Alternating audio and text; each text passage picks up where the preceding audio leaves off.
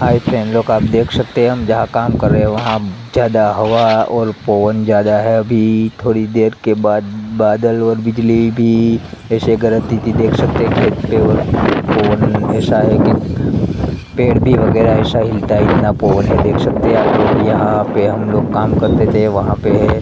थोड़ा सोचा कि चलो वीडियो बना लूँ और आप लोगों को थोड़ा हवा और कितनी बारिश है यहाँ पे वो भी दिखा लूँ। अभी दोपहर को भी बारिश आई थी, बंद हो गई। अभी ये 5 बजे का टाइम है, तो मैंने सोचा कि चलो वीडियो बना के आप लोगों को दिखा दूँ। देखिए हवा ज़्यादा है, पेड़ भी हिल रहा है, देख सकते हैं पेड़ वगैरह। अभी बारिश आने वाली है थोड़ी देर के बाद। देखिए मेरे पीछे, देखिए पेड़ वगैरह सब चीज़ हिलती है। और इतना हवा ज़्यादा है ना कि पूछो मत। देखिए पेड़ वगैरह सभी चीज़ यहाँ पे, और पत्रा वगैरह भी गिरेगा अभी यहाँ से। कोई भी चीज़ यहाँ पे हम देख सकते हैं।